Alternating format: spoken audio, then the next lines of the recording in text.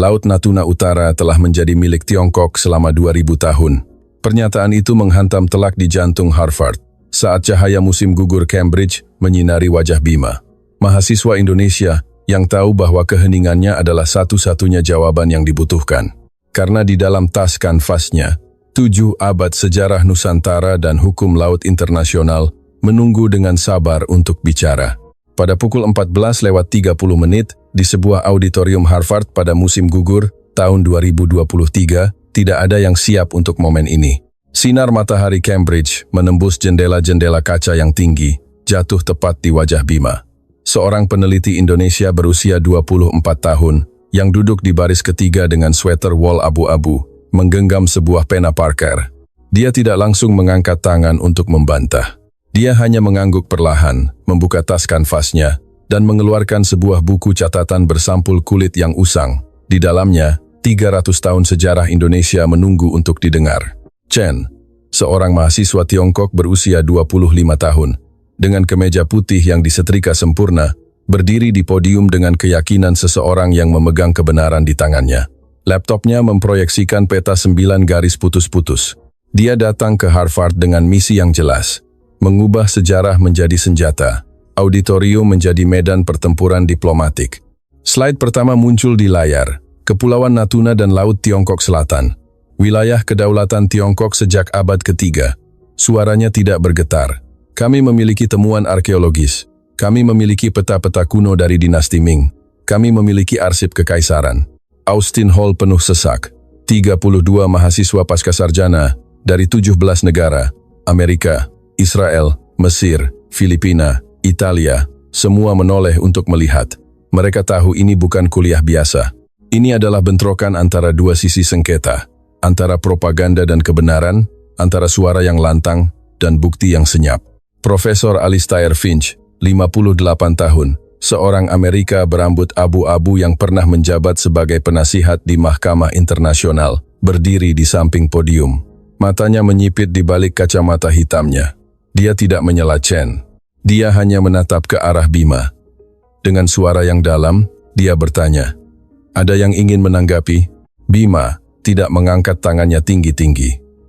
Dia hanya sedikit mengangkat jari telunjuknya, sebuah isyarat kecil yang cukup untuk membuat profesor mengangguk. Di dalam tas kanvasnya, ada 3 kotak berisi dokumen fotokopian dari Perpustakaan Nasional Republik Indonesia, peta-peta maritim tulisan tangan dari era Majapahit abad ke-15, buku catatan kapal Angkatan Laut Kerajaan Belanda, dekrit-dekrit kerajaan dengan stempel merah raja, dan sesuatu yang tidak diduga oleh Chen, Konvensi Perserikatan Bangsa-Bangsa tentang Hukum Laut tahun 1982. Dicetak seluruhnya dalam bahasa Inggris, dengan stempel resmi. Dia telah mempersiapkan momen ini selama 6 bulan. Aroma kayu ek bercampur dengan kopi dingin memenuhi auditorium. Suara ketikan keyboard terdengar dari barisan belakang. Seseorang melakukan siaran langsung di Twitter. Tagar Harvard Debate mulai menjadi tren. Tidak ada yang tahu bahwa dalam 30 menit berikutnya, seorang mahasiswa Indonesia yang pendiam akan meruntuhkan bukti-bukti Tiongkok dengan apa yang paling dihormati oleh para akademisi barat, sumber-sumber primer yang dapat diverifikasi oleh arsip internasional. Dan ketika tepuk tangan pecah di akhir kuliah, itu bukan untuk dia yang berbicara paling keras, itu untuk dia yang memegang bukti paling benar. Chen tersenyum. Dia belum tahu bahwa dia akan kalah. 14:35 menit. Profesor Finch mengetuk meja kayu dengan ringan. "Chen, kamu punya 5 menit. Chen berdiri, kursinya berderit. Dia naik ke podium, menyambungkan USB-nya ke laptop. Slide pertama muncul di layar lebar. Peta 9 garis putus-putus, sebuah garis biru tebal yang melingkupi hampir seluruh Laut Natuna Utara. Suaranya mantap, setiap kata jelas. "Profesor, rekan-rekan sekalian, saya akan membuktikan 3 hal. 1. Tiongkok menemukan dan mendominasi kepulauan di Laut Natuna sejak zaman dinasti Han pada abad ketiga. 2. Kami mengelolanya secara terus-menerus melalui berbagai dinasti kekaisaran. 3.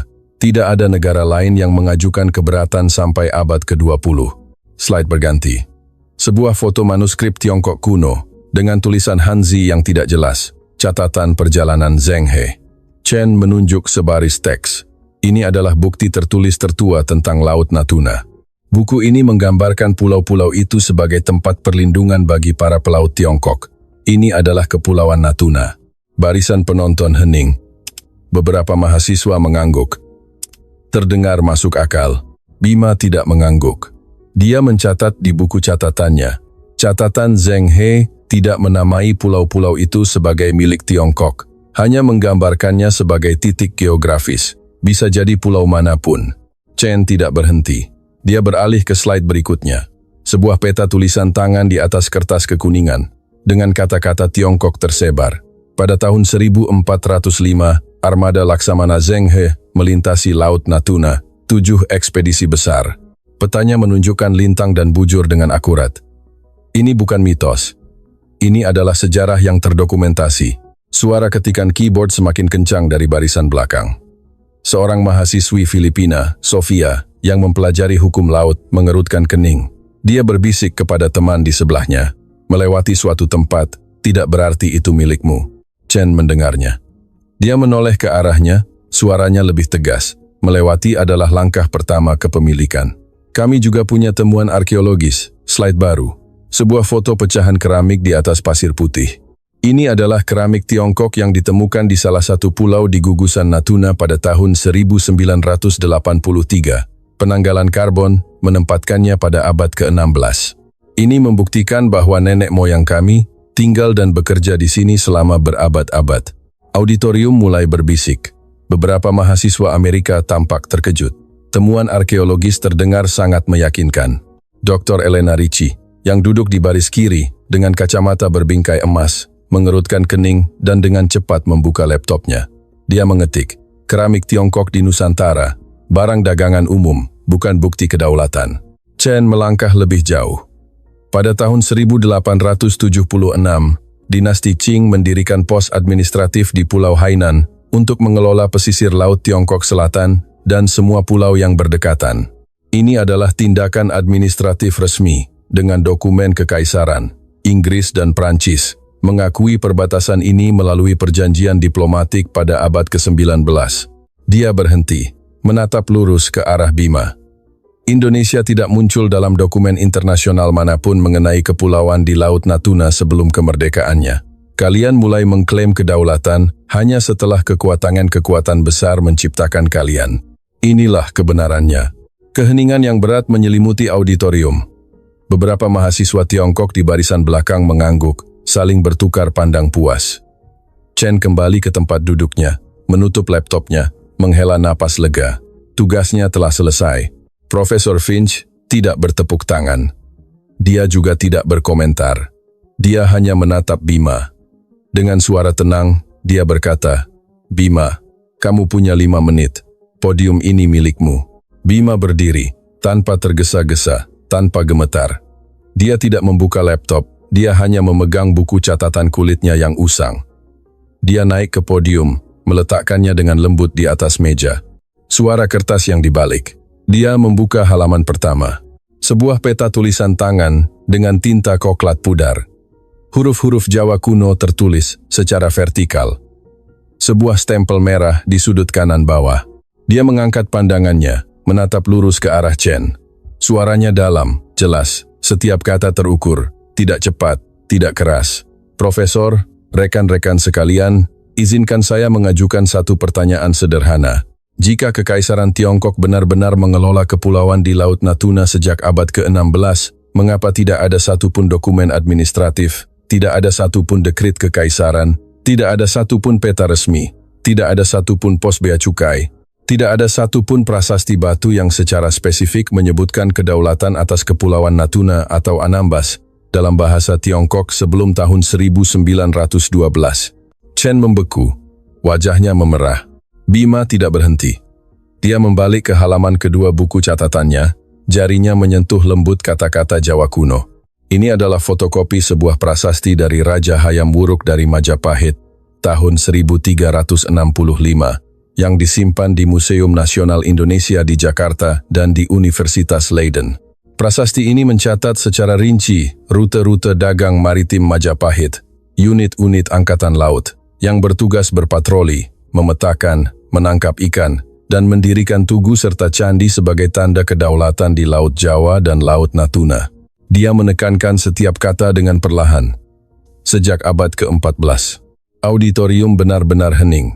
Tidak ada suara ketikan keyboard, tidak ada helaan napas. Hanya cahaya matahari sore yang jatuh di atas halaman tua itu, membuat huruf-huruf kuno itu bersinar seperti emas. Bima tidak perlu memproyeksikan slide di layar besar. Dia hanya mengangkat tinggi buku catatan kulit itu, memutarnya perlahan agar seluruh auditorium bisa melihat. Peta tulisan tangan, dengan garis-garis tinta coklat, garis pantai yang melengkung membentuk huruf S, gugusan pulau-pulau kecil yang digambar dengan titik-titik di lepas pantai. Huruf-huruf Jawa kuno itu bertuliskan Laut Nusantara, dua kata yang sangat jelas. Dokumen ini bukan mitos. Suara Bima tetap tenang, tetapi menjadi lebih mantap. Ini adalah arsip administratif resmi, dengan tanda tangan para pejabat dan stempel kekaisaran. Aslinya disimpan di Jakarta dan di Leiden, tempat Belanda membawanya. Tetapi fotokopinya telah diakui oleh UNESCO sebagai warisan dokumenter dunia. Dia meletakkan buku catatan itu dan beralih ke halaman berikutnya, sebuah fotokopi hitam putih dari sebuah manuskrip tua. Ini dari Sejarah Nasional Indonesia karya Muhammad Yamin, tahun 1860. Di sana disebutkan dengan jelas, kepulauan di Laut Natuna, yang berjarak 3 hari perjalanan kapal dari pesisir Kalimantan, adalah tempat-tempat di mana orang Indonesia secara tradisional bepergian untuk mengumpulkan sumber daya laut dan mendirikan tanda-tanda kepemilikan. Chen tidak tahan. Dia mengangkat tangannya untuk menyela. Itu hanya buku pribadi, bukan dokumen negara. Tidak punya kekuatan hukum. Bima berbalik dan menatap matanya. Kalau begitu, catatan perjalanan Zheng He yang baru saja Anda gunakan sebagai bukti juga merupakan buku pribadi Chen. Tapi saya menghormati aturan. Saya hanya akan menggunakan dokumen resmi. Dia beralih ke halaman lain, suaranya mantap. Dekret kerajaan dari Gubernur Jenderal Hindia Belanda, tahun 1899, yang memerintahkan pendirian mercusuar dan otoritas pelabuhan di Kepulauan Natuna yang berada di bawah langsung Kementerian Kelautan. Dokumen aslinya, dalam bahasa Belanda, dengan stempel kerajaan, disimpan di Arsip Nasional. Saya punya fotokopi yang disahkan dari Institut Studi Asia Tenggara. Profesor Finch sedikit mencondongkan tubuh ke depan. Matanya menyipit. Dia menyukai ini. Bukti melawan bukti. Tanpa teriakan, tanpa emosi. Bima melanjutkan. Otoritas pelabuhan terdiri dari 70 orang, yang berasal dari Pulau Bangka dan Belitung. Mereka berlayar setiap tahun pada bulan Maret, saat angin utara lemah. Mereka tinggal di pulau-pulau itu selama 3 hingga 6 bulan, membangun menara pengawas, mendirikan tugu batu, dan mengumpulkan sumber daya laut, teripang, mutiara, garam. Semua diserahkan kepada pemerintah kolonial, dengan buku-buku akuntansi yang mencatat semuanya. Ini adalah pelaksanaan kedaulatan yang berkelanjutan, efektif, dan terbuka. 3 kriteria kedaulatan menurut hukum internasional. Chen melompat berdiri, tanpa meminta izin bicara. Tapi Indonesia saat itu berada di bawah kekuasaan Belanda. Kedaulatan seharusnya diwakili oleh mereka. Dan kekuatan pelindung tidak pernah mengklaim kedaulatan atas kepulauan di Laut Natuna atas nama Indonesia sebelum tahun 1930. Auditorium mulai gaduh. Beberapa mahasiswa Amerika saling berbisik. Sofia, mahasiswi Filipina, menggelengkan kepalanya.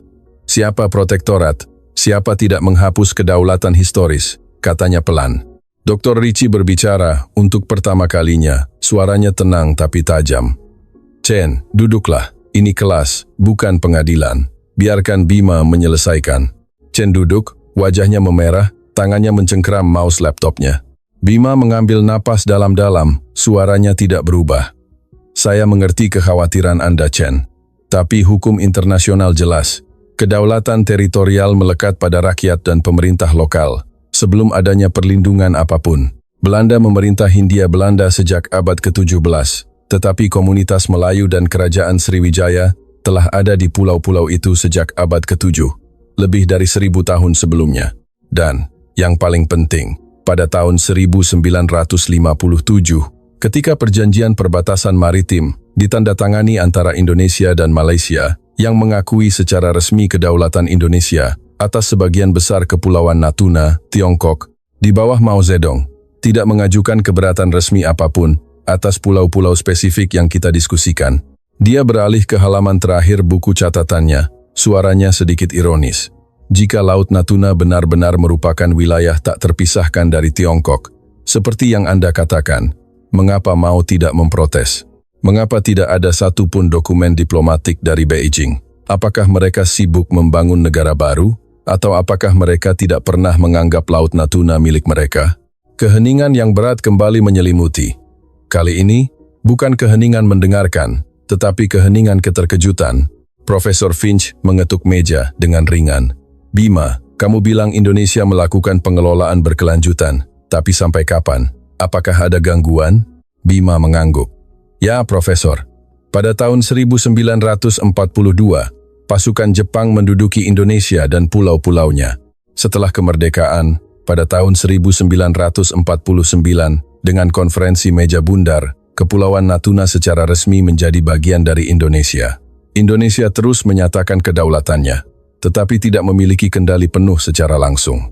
Sampai tahun 1974, ketika Tiongkok mulai secara aktif menantang kedaulatan Indonesia di Laut Tiongkok Selatan, suaranya menjadi lebih dalam. Tetapi pendudukan dengan kekuatan militer tidak menciptakan kedaulatan yang sah, Profesor. Itu adalah prinsip dasar Piagam Perserikatan Bangsa-Bangsa. Chen menggigit bibirnya, tidak bisa lagi membantah. Dia menatap keyboardnya, tangannya sedikit gemetar.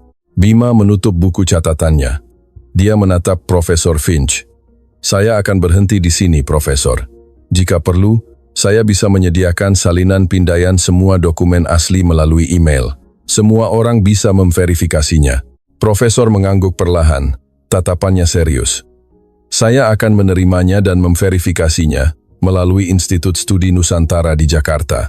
Chen, apakah kamu ingin menambahkan sesuatu? Chen mengangkat pandangannya, suaranya serak. Saya butuh waktu untuk memeriksa kembali dokumen-dokumen itu. Tidak ada yang tertawa, tidak ada yang mengejeknya. Hanya desahan lega ringan. Dari beberapa mahasiswa Asia Tenggara yang duduk di barisan tengah. Dr. Richie menatap Bima dan mengangguk ringan, sebuah isyarat pengakuan. Profesor Finch melihat jamnya. Kita istirahat 15 menit. Setelah itu, kita akan membahas tentang Asia Tenggara Maritim. Saya harap kedua belah pihak lebih siap. Auditorium meledak dalam tepuk tangan sporadis.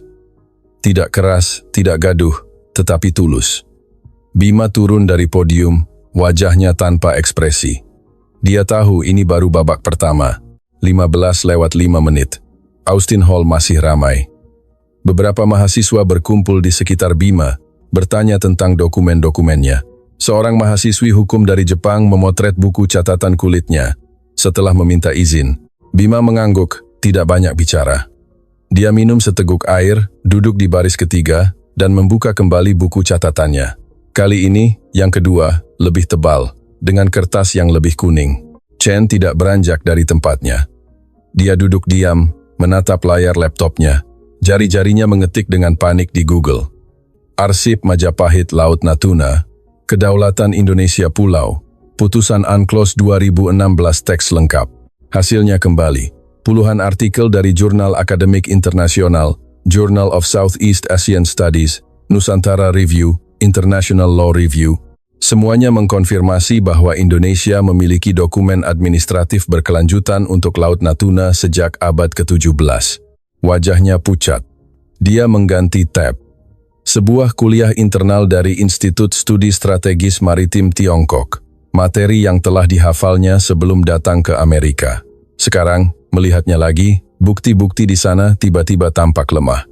Buku-buku tua tanpa referensi spesifik, peta-peta yang tidak jelas, keramik perdagangan, dan sebuah kalimat yang belum pernah dia perhatikan sebelumnya. Karena kurangnya dokumen administratif sebelum abad ke-20, kita harus menekankan penemuan historis daripada pengelolaan berkelanjutan. Dia menghela napas ringan. Dia menutup laptopnya. Untuk pertama kalinya dalam 6 bulan di Harvard, Chen merasa tertipu, bukan oleh Bima, tetapi oleh apa yang telah diajarkan kepadanya. Profesor Finch mengetuk meja. Kita lanjutkan. Topik Asia Tenggara Maritim. Wilayah yang lebih luas, lebih rumit, dengan lebih banyak pihak yang terlibat. Indonesia, Tiongkok, Filipina, Vietnam, Malaysia, Brunei. Dia menatap Chen. Chen, apakah kamu ingin presentasi pertama? Chen mengangkat pandangannya. Suaranya tidak lagi memiliki kepercayaan diri yang sama. Profesor, izinkan saya memberikan giliran saya kepada Bima. Saya ingin mendengar bukti-buktinya terlebih dahulu. Auditorium hening. Ini belum pernah terjadi sebelumnya. Sang penantang mundur. Dr. Ritchie mengerutkan kening, menatap Chen, bukan dengan cemoohan, tetapi dengan rasa ingin tahu. Apakah dia mulai ragu? Profesor Finch mengangguk. Baiklah, Bima, podium ini milikmu. Bima berdiri. Kali ini, dia tidak membawa buku catatan kulitnya. Dia hanya memegang sebuah flash drive USB hitam kecil. Dia menyambungkannya ke laptop profesor, membuka file PDF. Di layar besar muncul foto sebuah tugu batu tua, dengan huruf-huruf Belanda terukir dalam, ditutupi lumut. Profesor, ini adalah foto tugu perbatasan di Pulau Sekartang, tahun 1929. Inggris, yang saat itu menguasai Malaya, mendirikan tugu ini untuk menandai perbatasan. Isinya terukir dalam bahasa Inggris dan Belanda. Tertulis perbatasan Hindia-Belanda. Tugu itu masih ada di sana. Siapapun yang ingin dapat menemukan koordinatnya di Google Maps. Dia mengganti slide. Sebuah peta administratif resmi Belanda tahun 1932 yang menunjukkan dengan jelas garis laut antara Natuna dan pesisir Tiongkok dengan stempel pemerintah Hindia Belanda. Ini adalah peta resmi yang disimpan di Kementerian Luar Negeri Belanda dan di Library of Congress. Dan kali ini, Tiongkok, Republik Tiongkok, apakah keberatan? Chen melompat berdiri. Ya, kami keberatan. Kami mengirim nota diplomatik pada tahun 1933. Bima mengangguk. Benar, tapi tahukah Anda isi nota itu? Saya punya aslinya dari Kementerian Luar Negeri Tiongkok yang disimpan di arsip Beijing. Dia mengganti slide. Sebuah dokumen dengan tulisan Tiongkok dan stempel merah. Nota itu hanya mengatakan bahwa Tiongkok memiliki hak historis di Laut Tiongkok Selatan. Tidak menyebutkan Natuna sama sekali. Tidak memberikan koordinat spesifik, tidak memberikan bukti pengelolaan. Ini bukan keberatan yang sah menurut hukum internasional. Ini adalah pernyataan yang tidak jelas tanpa kekuatan hukum. Profesor Finch mengetukkan penanya di atas meja. Suaranya serius. Bima benar. Dalam hukum internasional, keberatan atas kedaulatan harus 1. Secara eksplisit menyebutkan wilayah yang disengketakan. 2. Menyatakan dasar hukum yang spesifik. 3. Bersifat berkelanjutan, tanpa jeda. Jika Tiongkok hanya memprotes sekali pada tahun 1933 dan kemudian diam selama 20 tahun, itu adalah acquiescence, penerimaan diam-diam. Chen melompat berdiri, suaranya bergetar. Tapi setelah tahun 1945, setelah Jepang menyerah, Tiongkok bisa saja mengklaim Natuna. Bima menoleh ke arahnya, suaranya tenang tapi tajam. Benar, tapi Anda lupa sesuatu. Jepang menduduki Natuna dari Hindia Belanda pada tahun 1912. Tetapi penduduknya mayoritas adalah orang Melayu. Ketika Jepang menyerah, menurut perjanjian San Francisco tahun 1951, semua wilayah yang didudukinya harus dikembalikan kepada pemilik yang sah atau nasibnya diputuskan berdasarkan penentuan nasib sendiri. Perjanjian tersebut secara eksplisit menyerahkan kepulauan itu kembali kepada kedaulatan Indonesia. Tiongkok menandatangani perjanjian itu. Jika Anda menandatangani, Anda tidak bisa memiliki tuntutan setelahnya. Chen gemetar seluruhnya, duduk dengan tiba-tiba di kursinya. Dia tidak punya kata-kata untuk menjawab. Dr. Ritchie berbicara, suaranya lembut tapi menusuk. Bima, kamu bilang Indonesia punya bukti pengelolaan berkelanjutan. Dari tahun 1945 hingga 1975, berapa banyak pulau atau pulau karang yang dikuasai Indonesia? Bima menghela napas. Tepatnya, Bu Ritchie, sejak tahun 1949, Indonesia menguasai semua pulau di Kepulauan Natuna. Setelah tahun 1974, Tiongkok mulai menantang kedaulatan di banyak pulau karang, seperti di perairan sekitar terumbu karang Scarborough pada tahun 1996. Dia menatap lurus ke arah Chen lagi. Penantangan dengan ancaman militer tidak menciptakan kedaulatan yang sah. 15:20 menit.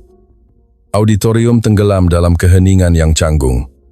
Bukan keheningan rasa ingin tahu, tapi keheningan ketegangan. Chen duduk diam, Tangannya terkepal di atas meja. Keringat menetes di dahinya, tapi dia tidak menyekanya. Matanya merah, bukan karena marah, tapi karena bingung. 6 bulan di Harvard, dia selalu percaya bahwa dia memegang kebenaran sejarah di tangannya. Sekarang, kebenaran itu hancur berkeping-keping. Bima masih berdiri di podium, tidak terburu-buru untuk duduk. Dia tahu ini adalah momen krusial. Jika dia berhenti di sini, Chen masih bisa percaya bahwa itu hanyalah 2 pandangan yang berbeda. Tetapi jika dia melangkah lebih jauh, menyajikan bukti yang bahkan Tiongkok pun tidak bisa menyangkalnya, diskusi akan berakhir secara definitif. Dia menatap Profesor Finch. Profesor, izinkan saya menyajikan satu dokumen lagi. Dokumen ini bukan dari Indonesia, bukan dari Belanda. Ini datang dari Tiongkok sendiri, dari salah satu pemimpin paling dihormati dalam sejarah Anda. Auditorium menjadi gempar. Bisikan terdengar. Chen mengangkat kepalanya dengan tiba-tiba. Bima mengganti slide. Sebuah foto dokumen tua yang diketik di atas kertas kekuningan diletak di layar. Muncul kutipan besar. Ini bukan peta. Ini adalah kata-kata. Kata-kata yang diucapkan di tanah air saya, di kota Bandung, pada tahun 1955 dalam konferensi Asia Afrika yang bersejarah. Dia memperbesar kutipan itu. Saya kutip langsung dari risalah resmi konferensi itu, dari Perdana Menteri Anda, Zhou Enlai. Tiongkok datang untuk mencari persatuan dan bukan untuk bertengkar.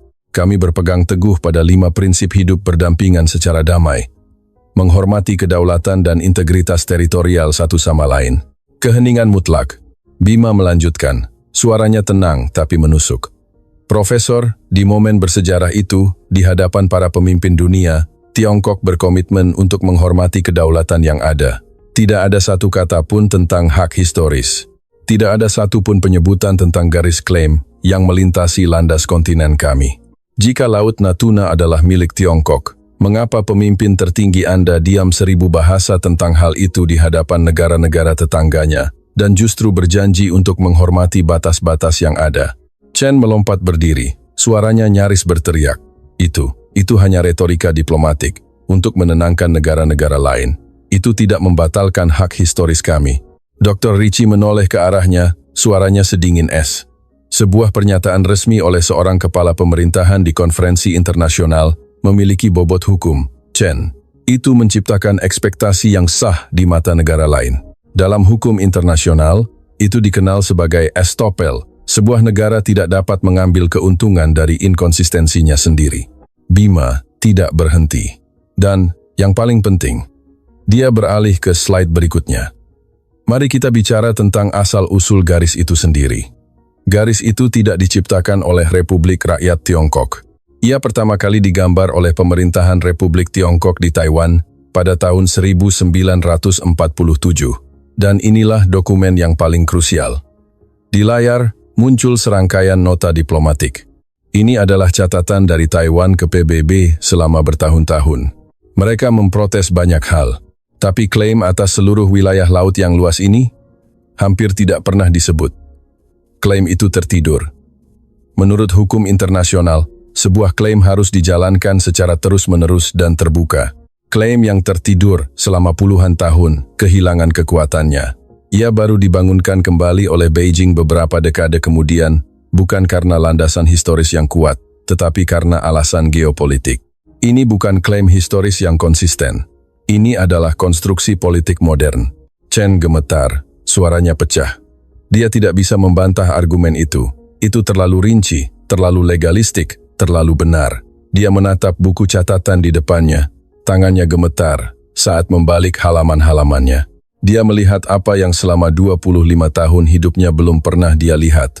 Dokumen asli, dengan sumber, dapat diverifikasi oleh arsip internasional. Bukan video di TikTok, bukan kuliah internal, bukan rahasia sejarah yang disebarkan di WeChat. Dia menghela napas dalam-dalam dan menjatuhkan wajahnya ke meja. Profesor Finch mengetuk meja dengan ringan. Kita istirahat 5 menit. Setelah itu saya akan menyimpulkan. Siapapun yang ingin minum air atau ke toilet, silakan. Tidak ada yang bergerak. Semua orang duduk diam, menatap meja, layar, atau keluar jendela, auditorium, bukan lagi ruang akademis. Itu telah menjadi tempat di mana sebuah keyakinan runtuh. 15:30 menit. 5 menit berlalu seperti 50. Bima duduk diam di baris ketiga, matanya terpejam, bernapas dalam-dalam. Dia tidak merasa menang. Dia hanya merasa lelah. 6 bulan persiapan, 3 kotak dokumen, 10 perjalanan antara perpustakaan dan asrama, malam-malam tanpa tidur, membandingkan setiap huruf Jawa kuno, semua untuk momen ini. Chen tidak mengangkat kepalanya. Dia tetap dengan wajah di atas meja, tangannya memegang ujung kursi. Beberapa mahasiswa Tiongkok di barisan belakang, 2 pria, 1 wanita, saling memandang tanpa bicara. Salah satu dari mereka mengeluarkan ponselnya, mengetik beberapa baris dalam bahasa Tiongkok, lalu segera menghapusnya. Mereka tahu jika mereka membagikan ini di WeChat, akun mereka akan diblokir dalam 2 jam. Dr. Richie berdiri. Dia mendekati Chen, meletakkan tangannya dengan lembut di bahunya. Suaranya lembut, dalam bahasa Tiongkok. Chen, angkat kepalamu. Ini bukan salahmu. Chen mengangkat pandangannya. Matanya merah, suaranya tercekat. Tapi saya mewakili negara saya. Richie menggelengkan kepalanya. Kamu tidak gagal. Kamu hanya bersentuhan dengan kebenaran untuk pertama kalinya. Profesor Finch berdiri. Dia naik ke podium, mengetuk meja dengan ringan, suaranya dalam, serius. Terima kasih semua atas kesabaran kalian. Saya tahu pelajaran hari ini lebih berat dari yang diharapkan. Tapi inilah nilai dari komunitas akademik. Menghadapi kebenaran, betapapun tidak menyenangkannya. Dia melihat sekeliling auditorium. Saya telah bekerja di bidang hukum internasional selama 32 tahun. Saya telah menjadi penasihat Mahkamah Internasional, Pengadilan Den Haag, dan banyak pemerintahan. Saya telah melihat ratusan sengketa teritorial. Dan saya belajar satu hal, kedaulatan bukan tentang siapa yang memiliki suara paling keras, bukan tentang kekuatan militer, bukan tentang sejarah 1000 tahun yang tidak jelas. Kedaulatan adalah tentang bukti. Bukti pelaksanaan kekuasaan yang efektif, berkelanjutan, dan terbuka tanpa tantangan. Dia berbalik dan menatap Chen. Chen, kamu sangat berani untuk berdiri dan presentasi, tapi apa yang kamu presentasikan? Catatan Zheng He, perjalanan armada Ming, keramik arkeologis, tidak cukup untuk membuktikan kedaulatan. Melewati suatu tempat bukanlah pendudukan. Menangkap ikan bukanlah pengelolaan administratif. Keramik perdagangan bukanlah bukti pemukiman permanen. Ini adalah prinsip-prinsip dasar dalam hukum internasional yang telah ditetapkan sejak abad ke-19 melalui putusan-putusan pengadilan internasional permanen. Dia beralih ke Bima. Bima, apa yang kamu presentasikan? Prasasti Majapahit, dekret kerajaan, buku-buku para sarjana, tugu perbatasan, dan terutama kutipan dari konferensi Bandung serta analisis tentang inkonsistensi klaim itu sendiri. Itu adalah bukti yang kuat, sangat kuat. Itu menunjukkan pengelolaan administratif berkelanjutan dari pihakmu, deklarasi publik, dan, yang paling penting, inkonsistensi dan keheningan dari pihak lain pada momen-momen krusial dalam sejarah. Dia berhenti, menatap keduanya. Tapi saya juga harus mengatakan bahwa sejarah dan hukum bukanlah segalanya. Hari ini, Tiongkok menantang kedaulatan Indonesia dengan kekuatan militer sejak tahun 1974. Indonesia mengendalikan pulau-pulau itu, tetapi di bawah tekanan terus-menerus. Inilah kenyataannya. Dan kenyataan tidak berubah hanya karena kita memiliki bukti historis. Chen mengangkat pandangannya, suaranya bergetar. Lalu apa gunanya diskusi ini? Jika sejarah tidak mengubah masa kini, mengapa kita berdiskusi? Profesor Finch tersenyum sedih. Karena kebenaran memiliki nilai tersendiri, Chen. Itu tidak mengubah masa kini secara langsung, tapi itu mengubah cara dunia melihat berbagai hal. Itu mengubah tekanan diplomatik. Itu mengubah opini publik internasional. Dan yang paling penting, itu mengubahmu. Hari ini, kamu datang ke sini dengan sebuah keyakinan. Sekarang, kamu pergi dengan sebuah pertanyaan. Dan pertanyaan itu akan menghantuimu. Itu akan membuatmu mencari lebih banyak, membaca lebih banyak, berpikir lebih banyak. Dan mungkin, hanya mungkin, kamu akan menjadi orang yang mengubah Tiongkok dari dalam. Chen menggigit bibirnya, tidak mengatakan apa-apa. Air mata mengalir di pipinya. Dia tidak menyembunyikannya. Dr. Richie berbicara. Profesor Finch, izinkan saya bertanya. Pada tahun 1982, Konvensi Hukum Laut, UNCLOS, menetapkan kerangka hukum yang jelas. Bukankah ini pertama kalinya teks hukum internasional secara tidak langsung mengakui bahwa Tiongkok tidak memiliki kedaulatan historis atas seluruh Laut Natuna? Profesor Finch mengangguk. Benar. UNCLOS adalah titik balik. Konvensi tersebut memeriksa ribuan halaman dokumen dari semua pihak, termasuk dokumen historis. Kesimpulannya adalah bahwa tidak ada hak historis yang dapat mengalahkan aturan-aturan jelas konvensi, seperti zona ekonomi eksklusif dan landas kontinen yang didasarkan pada kriteria geografis. Konvensi ini memiliki kekuatan hukum, meskipun Tiongkok menolak untuk mematuhi putusan arbitrase yang menentangnya. Bima berdiri, suaranya tenang. Profesor, saya punya fotokopi konvensi itu. Bolehkah saya menunjukkannya? Profesor Finch mengangguk. Silakan. Bima menyambungkan USB-nya, membuka file itu. Konvensi, 500 halaman dalam bahasa Inggris, dengan stempel Perserikatan Bangsa-Bangsa. Dia memperbesar halaman 323. Dia membaca dengan keras, suaranya mantap. Mahkamah menyimpulkan bahwa tidak ada bukti bahwa Tiongkok melaksanakan kontrol eksklusif atas perairan Laut Natuna Utara atau sumber dayanya sebelum konvensi. Chen melompat berdiri, suaranya hampir berteriak. Tapi kami tidak menandatangani putusan itu. Kami tidak mengakuinya. Itu adalah konspirasi Barat. Profesor Finch mengangkat tangannya. Chen, duduklah. Suaranya menjadi sedingin es. Tiongkok berpartisipasi dalam negosiasi konvensi hukum laut. Ketika Anda menandatangani konvensi internasional, Anda setuju untuk mengikuti mekanisme penyelesaian sengketanya. Tiongkok memilih untuk tidak mematuhi putusan, tetapi hukum kebiasaan internasional, yang sebagian besar tercermin dalam UNCLOS, masih berlaku. Penolakan untuk patuh tidak memberi Anda hak untuk mengabaikan prinsip-prinsip dasar hukum internasional. Inilah hukum internasional. Chen duduk dengan tiba-tiba, memegang kepalanya dengan tangannya. Auditorium tenggelam dalam keheningan yang berat. Tidak ada yang berani bernapas. 15:45 menit. Cahaya matahari sore telah bergeser, meninggalkan layar, dan menerangi barisan belakang dengan remang. Austin Hall masih hening, tetapi bukan lagi keheningan yang canggung. Itu adalah keheningan pemahaman tentang hal-hal yang tidak perlu diucapkan. Chen duduk diam, tangannya masih di kepala, bahunya sedikit bergetar. Tidak ada yang mengejeknya. Tidak ada yang menatapnya dengan kasihan. Beberapa mahasiswa dari Asia Tenggara, Filipina, Malaysia, Vietnam, saling memandang dan mengangguk ringan. Mereka mengerti bahwa hari ini bukan hari di mana seseorang kalah, tetapi hari di mana kebenaran diletakkan di atas meja. Dr. Ritchie berdiri, suaranya lembut tapi jelas. Profesor Finch, izinkan saya menambahkan satu perspektif. Saya telah mempelajari sejarah Asia Tenggara selama 20 tahun. Saya telah membaca dokumen Tiongkok, Indonesia, Belanda, Prancis, Amerika, dan saya melihat satu hal.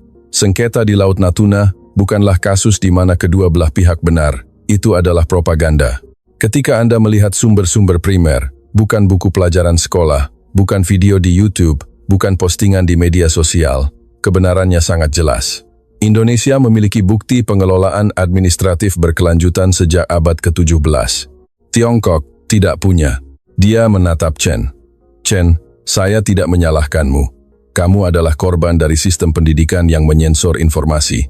Kamu tumbuh dengan peta 9 garis putus-putus tergantung di kelasmu. Dengan slogan, laut adalah tanah air suci kita. Dengan film-film propaganda tentang kekaisaran besar 500 tahun. Kamu tidak memiliki kesempatan untuk mengakses dokumen internasional. Tapi sekarang, kamu ada di Harvard. Kamu memiliki akses ke semua perpustakaan, semua basis data akademik. Gunakan hak ini. Baca. Verifikasi. Jangan percaya saya. Jangan percaya Bima. Jangan percaya siapapun. Temukan kebenaranmu sendiri. Chen mengangkat pandangannya. Matanya merah. Suaranya serak. Tapi jika saya menemukan kebenaran, dan kebenaran itu bertentangan dengan semua yang diajarkan negara saya, apa yang harus saya lakukan? Dr. Ritchie tersenyum sedih. Itulah pertanyaan yang harus dihadapi setiap akademisi sejati, dan kamu akan menjawabnya sendiri. Profesor Finch mengetuk meja dengan ringan. Sarah benar. Saya ingin menambahkan sesuatu. Komunitas akademik tidak politis. Kita tidak berdiskusi di sini untuk menang atau membela tanah air kita. Kita berdiskusi untuk menemukan kebenaran. Kebenaran tidak peduli dengan perasaan kita. Ia hanya peduli pada bukti.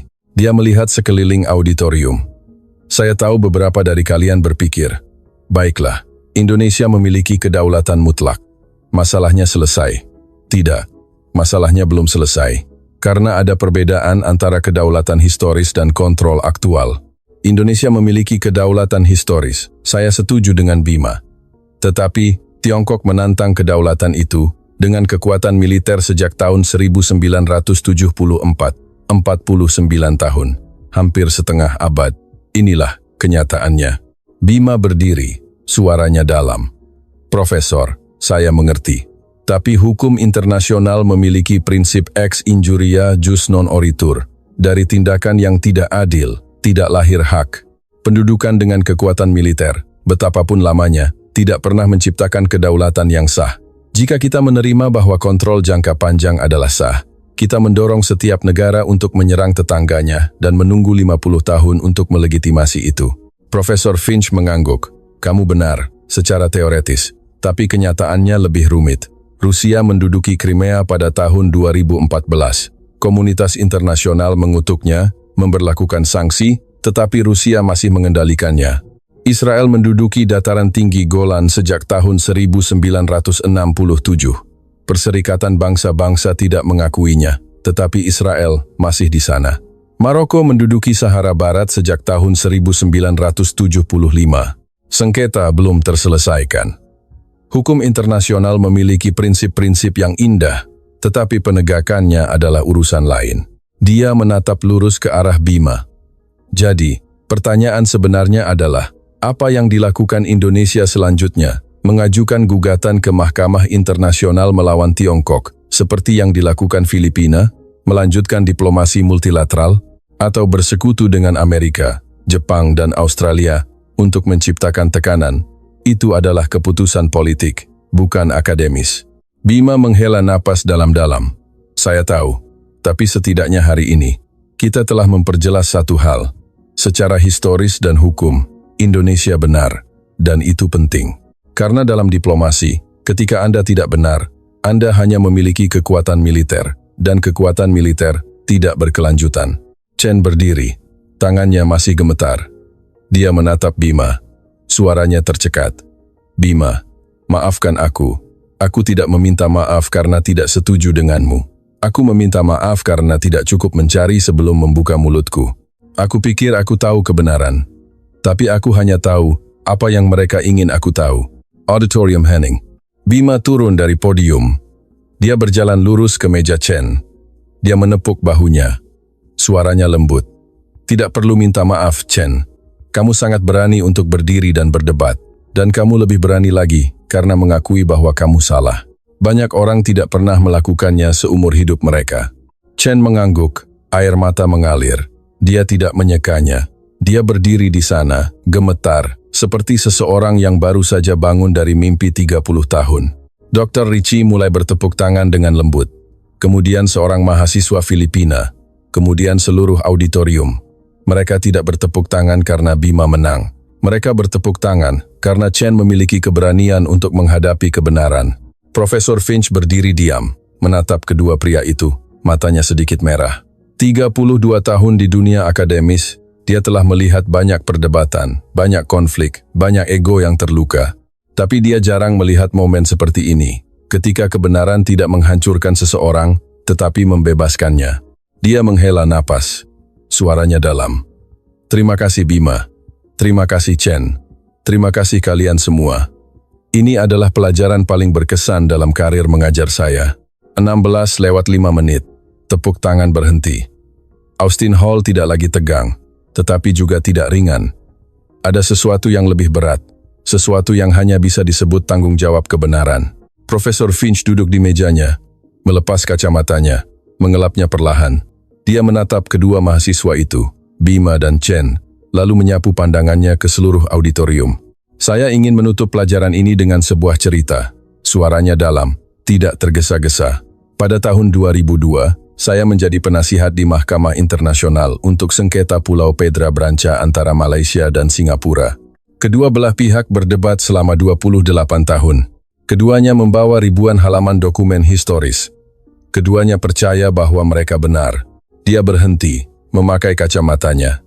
Mahkamah butuh 3 tahun untuk memeriksa semuanya. Pada akhirnya, diputuskan bahwa Singapura memiliki kedaulatan karena Malaysia telah menunjukkan acquiescence, penerimaan diam-diam, selama lebih dari 100 tahun, tanpa memprotes ketika Singapura mengelola mercusuar di pulau itu. Malaysia kalah, tetapi mereka tidak merebutnya kembali dengan kekuatan militer. Mereka mematuhi keputusan itu, dan kedua negara masih menjadi mitra dagang terbesar satu sama lain. Dia menatap lurus ke arah Chen. Inilah perbedaan antara negara yang menghormati hukum dan negara yang hanya percaya pada kekuatan. Chen, jika Tiongkok benar-benar begitu yakin dengan bukti historisnya, mengapa tidak menggugat Indonesia di Mahkamah Internasional? Mengapa menolak untuk mematuhi putusan arbitrase? Karena mereka tahu mereka akan kalah. Chen tidak membantah. Dia hanya mengangguk perlahan. Suaranya serak. Profesor, saya mengerti. Tapi saya tidak tahu apa yang harus saya lakukan dengan pengetahuan ini. Jika saya kembali ke Tiongkok, saya tidak bisa mengatakan apa yang saya pelajari hari ini. Jika saya mengatakannya, saya akan. Dia berhenti, tidak berani melanjutkan. Dr. Ritchie berbicara. Suaranya lembut tapi tajam. Apa yang akan terjadi padamu, Chen? Kamu akan ditangkap. Kamu akan dikeluarkan dari universitas. Keluargamu akan mengucilkanmu. Kamu tahu jawabannya. Dan itulah masalah terbesar Tiongkok. Bukan kurangnya orang pintar, tetapi orang pintar tidak berani mengatakan kebenaran. Chen menundukkan kepalanya, tidak menjawab. Sebuah suara terdengar dari barisan belakang. Seorang mahasiswa pria, dengan aksen Beijing yang jelas, sekitar 26 tahun, dengan hoodie abu-abu, yang duduk di sudut kanan. Dia berdiri. Profesor, nama saya Emir.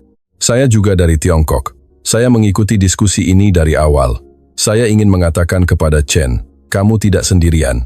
Saya juga percaya pada 9 garis putus-putus. Pada tahun 2018, ketika saya pertama kali datang ke Amerika untuk studi pascasarjana, saya berdebat sengit dengan para profesor saya tentang isu Uighur, tentang Tibet, tentang Taiwan, tentang Laut Tiongkok Selatan. Saya pikir para profesor Amerika telah dicuci otak oleh CNN. Tapi kemudian, saya membaca sumber-sumber primer, bukan koran barat, tapi dokumen dari arsip Kekaisaran Tiongkok sendiri, dari Indonesia, dari Inggris, dari tempat-tempat di mana penelitian masih bebas. Dan saya menyadari bahwa sayalah yang telah tertipu. Suaranya sedikit bergetar. Sekarang, saya tidak bisa kembali ke Tiongkok. Saya mengajukan suaka politik di AS tahun lalu.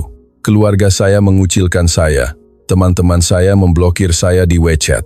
Tapi saya tidak menyesal, karena saya hidup dengan kebenaran. Bahkan jika kebenaran itu sepi. Auditorium Henning.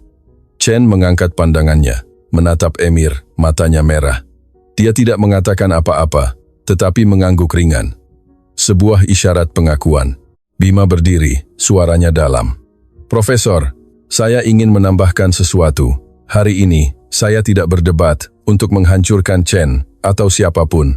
Saya berdebat karena saya percaya, jika kita tidak mengatakan kebenaran sekarang, kapan kita akan mengatakannya? Jika kita tidak mengatakan kebenaran di sini, di Harvard, di mana ada kebebasan akademik, akses ke dokumen, dan hukum yang melindungi kebebasan berbicara, di mana kita akan mengatakannya? Di Jakarta, saya mungkin disensor. Di Beijing, Chen mungkin ditangkap. Tapi di sini, kita memiliki kesempatan untuk mengatakan apa yang benar, dan itu adalah tanggung jawab. Bukan hak istimewa. Profesor Finch mengangguk perlahan. Bima benar. Kebebasan akademik bukan untuk membahas hal-hal yang tidak berbahaya.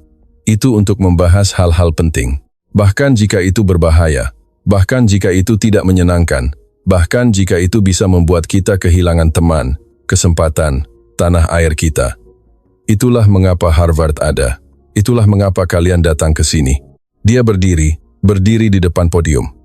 Saya akan melakukan sesuatu di luar rencana. Saya akan mengunggah semua dokumen yang disediakan oleh Bima, bersama dengan catatan dari diskusi hari ini, ke situs web publik universitas.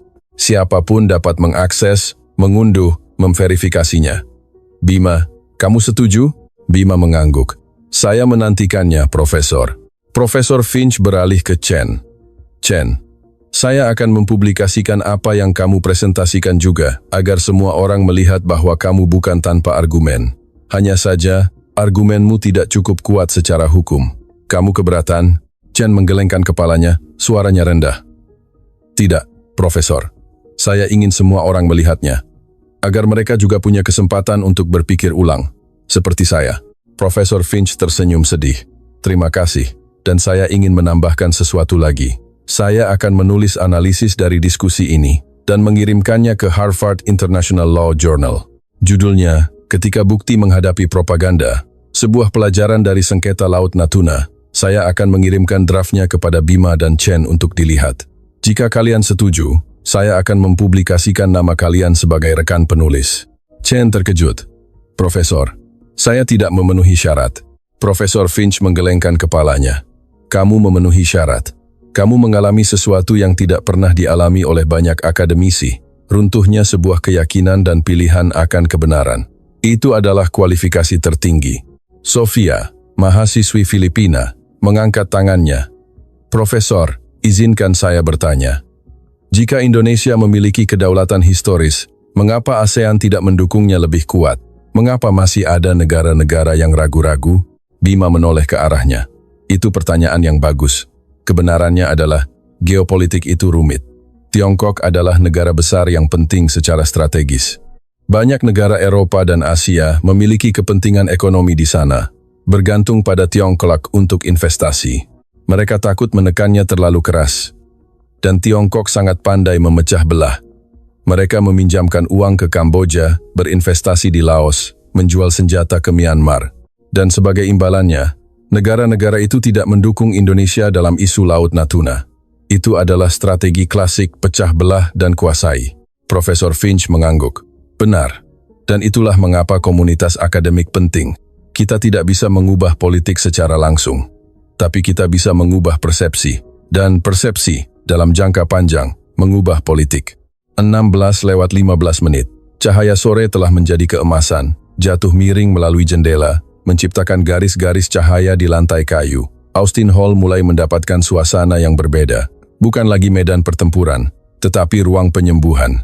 Chen masih duduk diam, tetapi kali ini wajahnya tidak di atas meja. Dia duduk tegak, menatap keluar jendela, ke arah gedung perpustakaan Widener, di mana lebih dari 15 juta dokumen disimpan, termasuk ribuan buku tentang sejarah Tiongkok, Indonesia, dan Mediterania.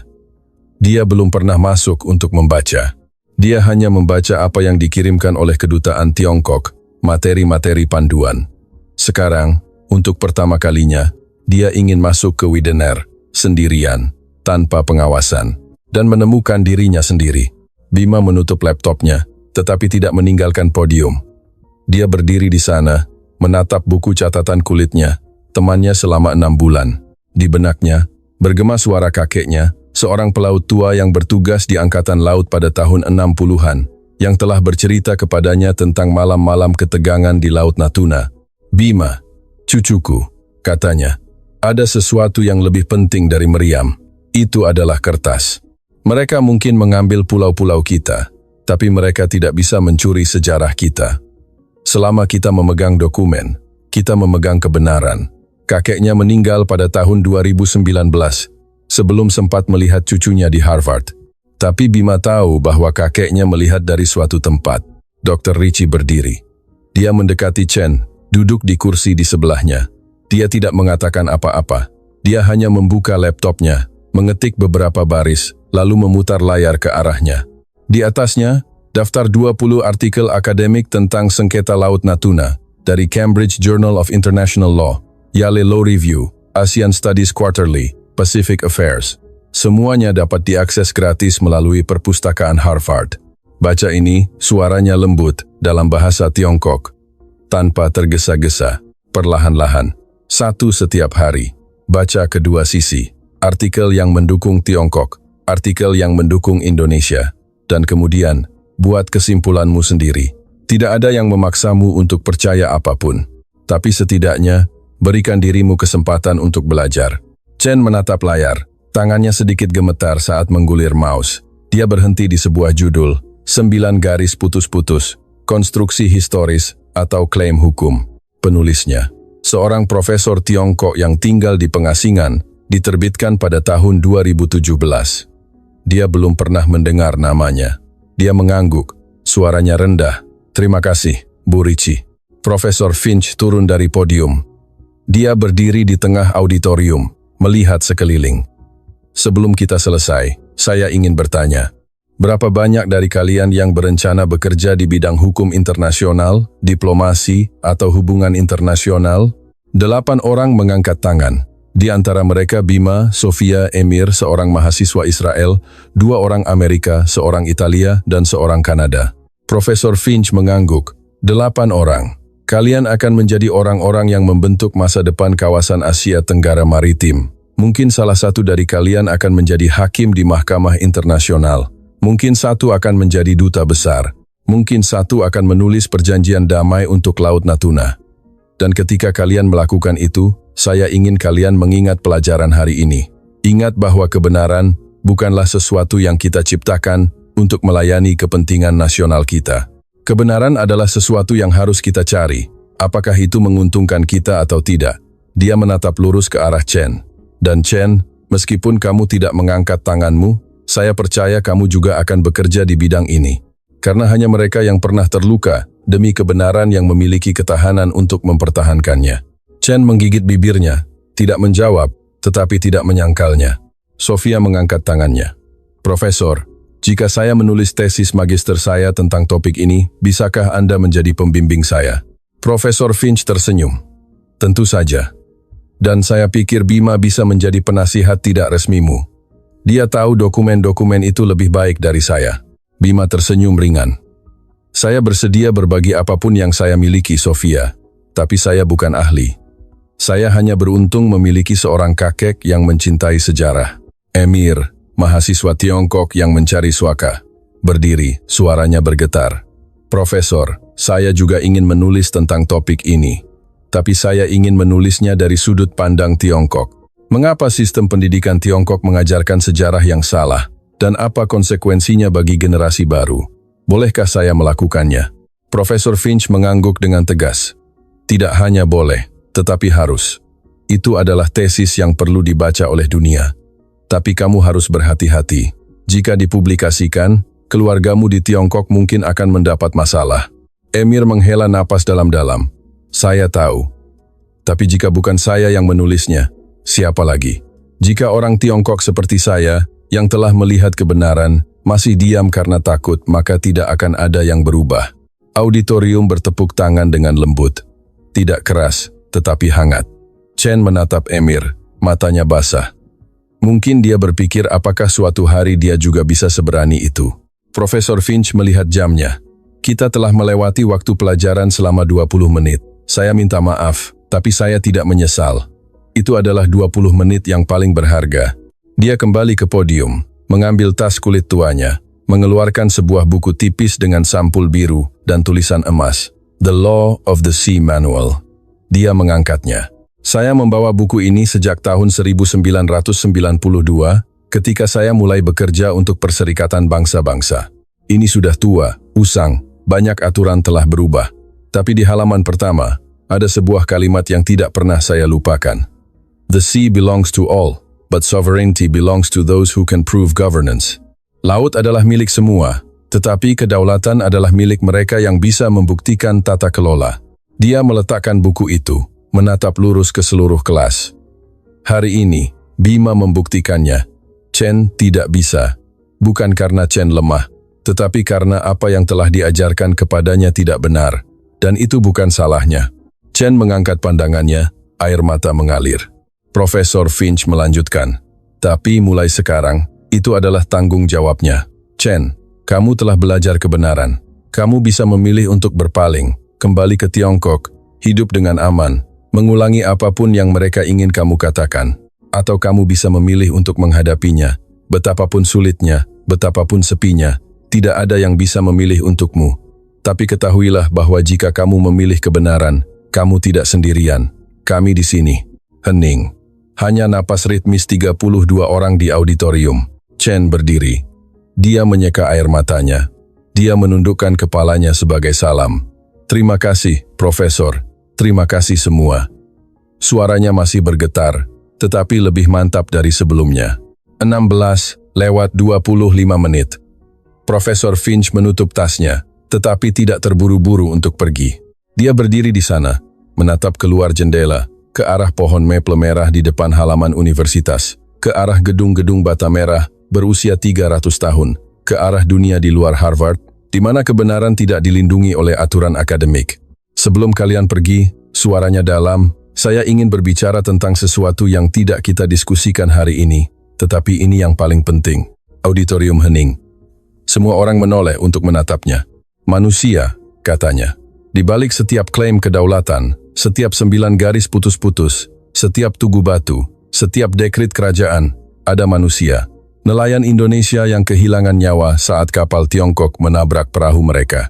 Nelayan Tiongkok yang ditangkap saat menangkap ikan di wilayah yang disengketakan. Warga Filipina yang kehilangan akses ke tempat penangkapan ikan tradisional mereka. Tentara Indonesia yang tewas dalam insiden perbatasan. Tentara Tiongkok yang juga tewas. Mereka hanya mengikuti perintah, tanpa tahu untuk apa mereka bertempur. Dia melihat sekeliling. Ketika kita membahas kedaulatan, mudah untuk lupa bahwa ini bukan permainan akademis. Ini adalah kehidupan nyata. Setiap kali ketegangan meningkat, seseorang meninggal. Setiap kali diplomasi gagal, sebuah keluarga hancur. Dan pertanyaan yang saya ingin kalian bawa pulang adalah, bagaimana kita bisa menyelesaikan sengketa ini tanpa menumpahkan darah lagi?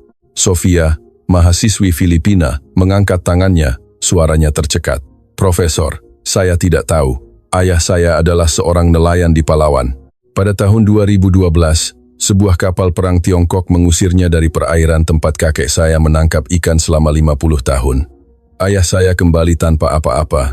Tidak ada ikan, tidak ada penghasilan. Hanya dengan penghinaan. Dia bilang kepada saya, "Nak, belajarlah dengan giat. Jadilah pengacara. Rebut kembali laut itu, untukku." Saya mencoba, tapi saya tidak tahu bagaimana merebutnya kembali ketika pihak lain tidak mendengarkan hukum. Suaranya bergetar. Pada tahun 1974, kakek saya kehilangan rumahnya di Kepulauan Spratly yang diduduki. Perserikatan Bangsa-Bangsa mengeluarkan resolusi. Lalu apa? Tiongkok masih di sana. Mereka terus membangun. Mereka terus mengusir nelayan kami. Resolusi hanyalah kertas, tidak mengubah apapun. Air mata mengalir di pipinya.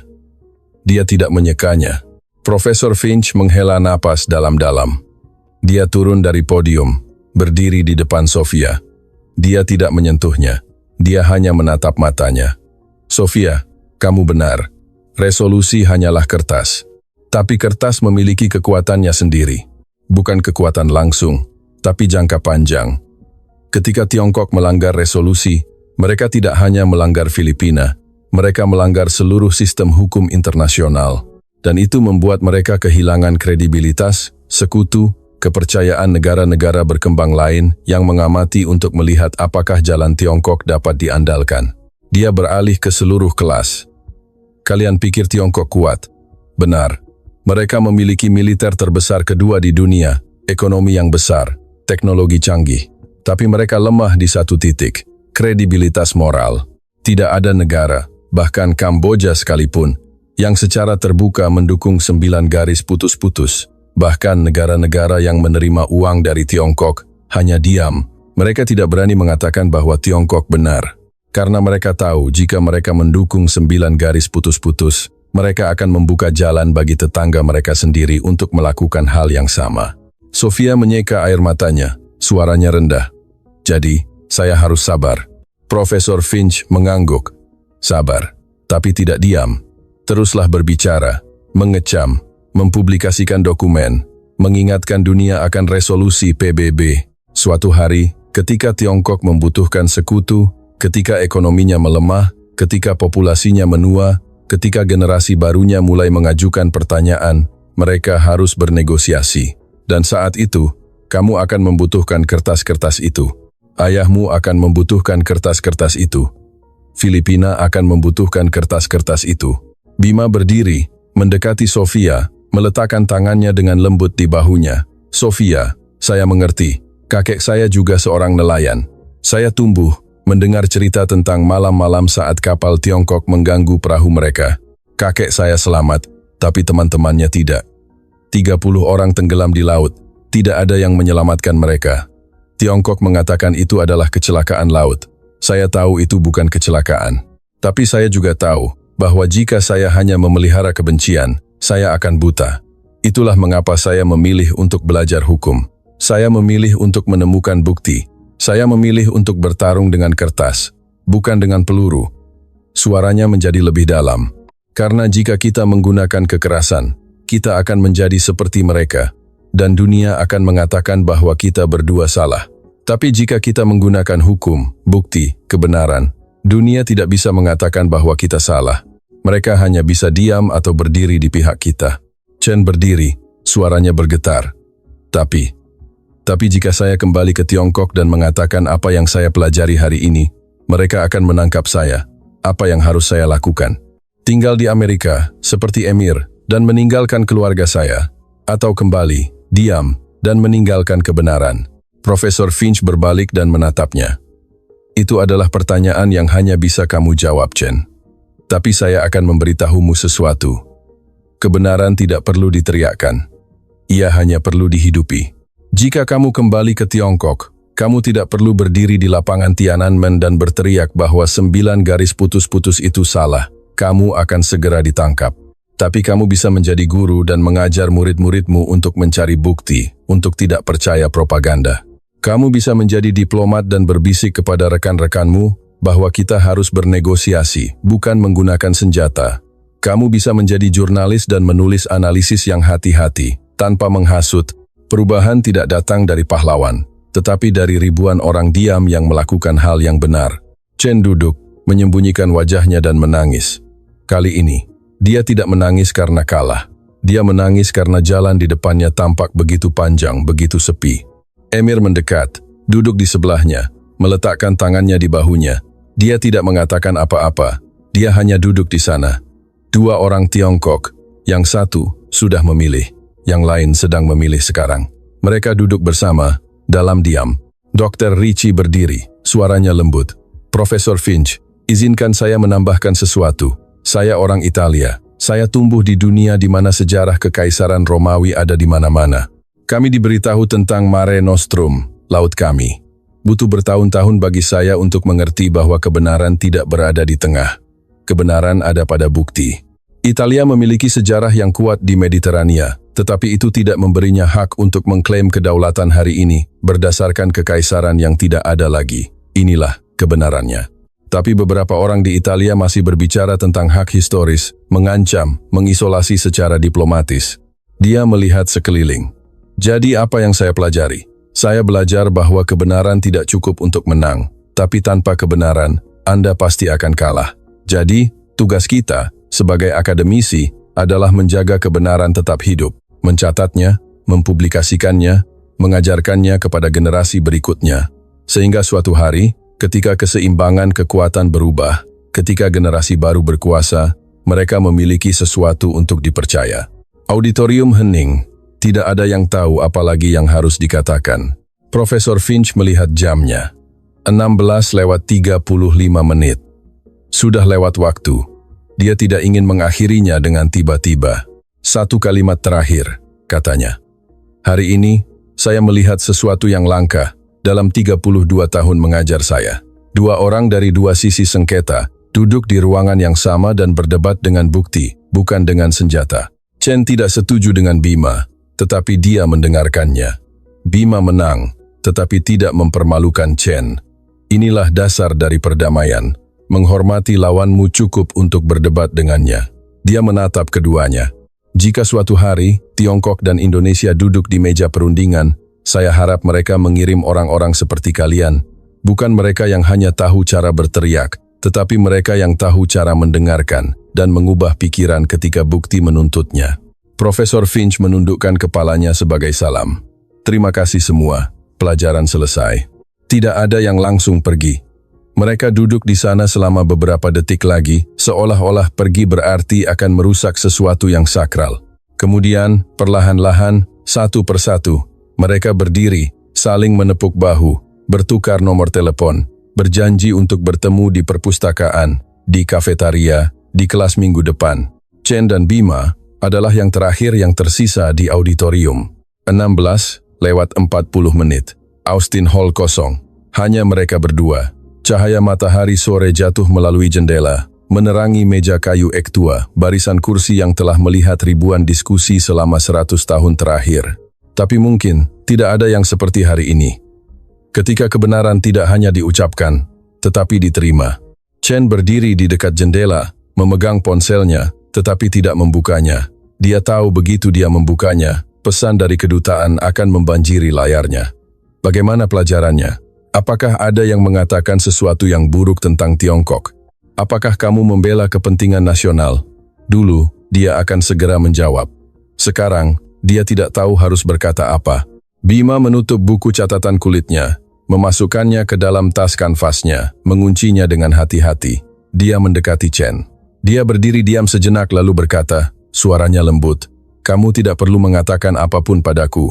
Aku hanya ingin kamu tahu bahwa aku tidak membencimu. Aku tidak membenci rakyat Tiongkok. Aku hanya membenci penyembunyian kebenaran." Chen berbalik, matanya masih merah. "Bima, aku tidak tahu apakah harus berterima kasih atau meminta maaf padamu. Hari ini, kamu meruntuhkan semua yang kupercayai selama 25 tahun. Aku marah padamu, tapi aku juga berterima kasih padamu." Bima menggelengkan kepalanya. "Aku tidak meruntuhkan apapun. Aku hanya membuka pintu yang tidak kamu ketahui ada. Apakah kamu akan masuk atau tidak? Itu keputusanmu." Chen menghela napas dalam-dalam, menatap keluar jendela ke arah perpustakaan Widener, di mana rahasia sejarah menunggunya. "Bima, jika aku membaca semua dokumen ini, dan aku masih melihat bahwa Tiongkok salah, bagaimana aku harus hidup dengan itu?" Bima tersenyum sedih. "Aku juga begitu, Chen. Pada tahun 2019, ketika aku memulai penelitian, aku juga takut. Aku takut jika aku menemukan bukti bahwa Indonesia salah, apa yang akan kulakukan? Aku takut kakekku, yang berjuang untuk Laut Natuna, akan kecewa, tapi aku terus membaca, dan aku menemukan kebenaran. Dan kebenaran itu tidak membuatku lebih lemah, itu membuatku lebih kuat. Karena untuk pertama kalinya, aku tahu bahwa aku berdiri di atas tanah yang kokoh, bukan di atas pasir hisap." Chen mengangguk perlahan. "Terima kasih." Kedua pria itu berjabat tangan. Bukan dengan canggung, tetapi dengan tulus. Chen keluar pertama dari pintu. Bahunya sedikit membungkuk, seolah-olah membawa beban baru. Beban seseorang yang tahu terlalu banyak untuk hidup dengan riang lagi. Bima tertinggal, menatapnya. Dia mengeluarkan ponselnya, membuka foto terakhir. Sebuah foto kakeknya, diambil pada tahun 2017, sebelum meninggal. Dia berdiri di pantai Natuna, tangannya menunjuk ke cakrawala, ke arah laut yang tidak akan pernah dia arungi lagi. Di bawah foto itu, tulisan tangan kakeknya, "Bima, cucuku, laut ini milik kita. Bukan karena kita kuat, tapi karena kita benar." Bima menghela napas. Dia memasukkan ponselnya ke dalam saku. Dia keluar dari auditorium. 3 hari kemudian, situs web Sekolah Hukum Harvard menerbitkan sebuah artikel oleh Profesor Alistair Finch. Ketika bukti menghadapi propaganda, pelajaran dari sengketa Laut Natuna. Artikel itu dibagikan lebih dari 5.000 kali dalam 24 jam. The New York Times, The Guardian, Le Monde, semua menulis tentang cerita itu. Tagar, Harvard Natuna Debate, menjadi salah satu dari 3 tren teratas di seluruh dunia. Chen tidak kembali ke Tiongkok untuk liburan. Dia tinggal di Boston. Dia menghabiskan 8 jam sehari di perpustakaan Widener, membaca buku-buku yang tidak pernah dia tahu ada. Dia tidak melakukan siaran langsung, tidak memposting di media sosial, tidak berbicara dengan siapapun. Dia hanya membaca dan menulis sebuah jurnal dalam bahasa Tiongkok dengan tangan di atas kertas tanpa koneksi internet. Bima mempertahankan tesis magisternya pada bulan Mei tahun 2024. Judulnya, Bukti Historis Kedaulatan Indonesia di Laut Natuna dan Asia Tenggara Maritim, sebuah analisis hukum berdasarkan sumber-sumber primer.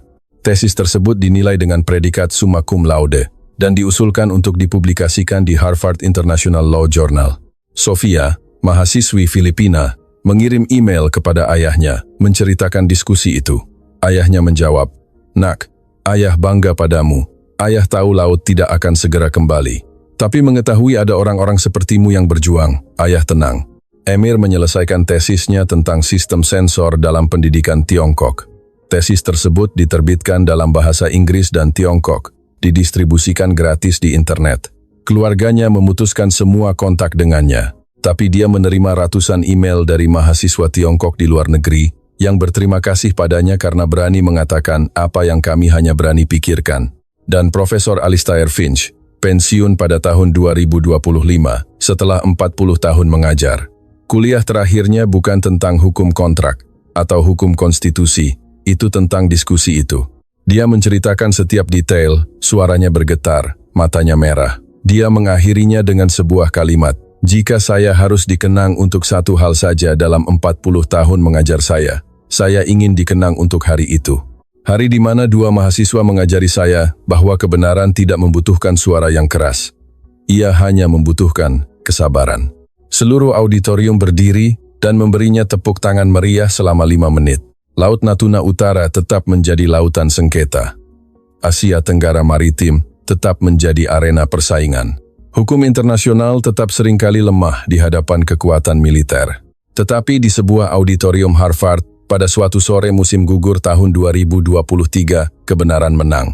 Bukan dengan senjata, tetapi dengan kertas, dengan bukti, dengan keberanian orang-orang yang berani menghadapi apa yang pernah mereka yakini. Dan mungkin, pada akhirnya, inilah kemenangan yang paling berarti dari semuanya, karena tidak meruntuhkan, tetapi membangun. Tidak menciptakan musuh, tetapi melahirkan pertanyaan. Dan dari pertanyaan-pertanyaan itulah, pada akhirnya, harapan akan masa depan di mana dialog lebih kuat dari meriam akan bersemi.